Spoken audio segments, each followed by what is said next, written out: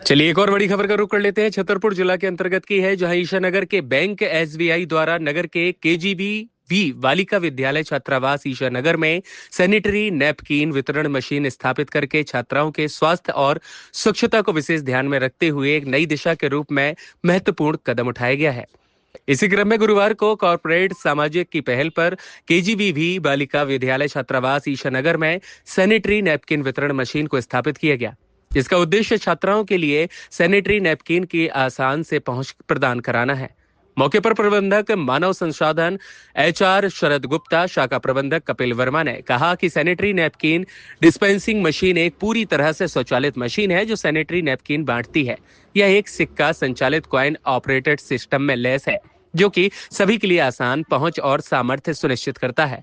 Bank का उद्देश्य छात्राओं में स्वास्थ्य और स्वच्छता के बारे में जागरूकता फैलाना है और उन्हें किफायती और स्वच्छ सैनिटरी नैपकिन तक पहुंच प्रदान करना है।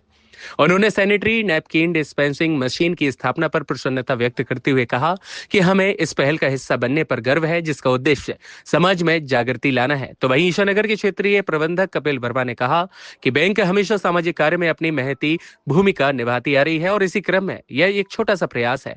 एसबीआई द्वारा इस डिस्पेंसिंग मशीन की स्थापना एक सराहनीय पहल हो सकती है, जो अन्य संगठनों के अनुसरण के लिए एक मिसाल भी कायम करती है।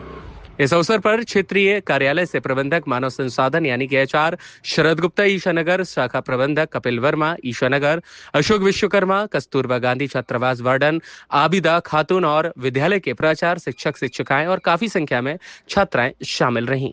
भारतीय स्टेट बैंक समय समय पर सीएसआर एक्टिविटीज़ के तहत सामाजिक दायित्व के निर्वाह के लिए सहयोग करता रहता है। उसी तारतम्य में आज भारतीय स्टेट बैंक की तरफ से ये आवासीय विद्यालय ईशानगर को इंसिनरेटर एक डोनेट किया गया है। ये एक सैनिटरी पैड डिस्पोजल मशीन है ना, तो जो यूज़ सैनिटरी पैड है जिनका प्रॉपर्ली डिस्पोजल हो सके और जो आसपास कई बार गंदगी होती है या लोग जागरूक नहीं होते तो लोगों में जागरूकता फैलती है, तो ये स्वास्थ्य का भी ध्यान रखती है और सामाजिक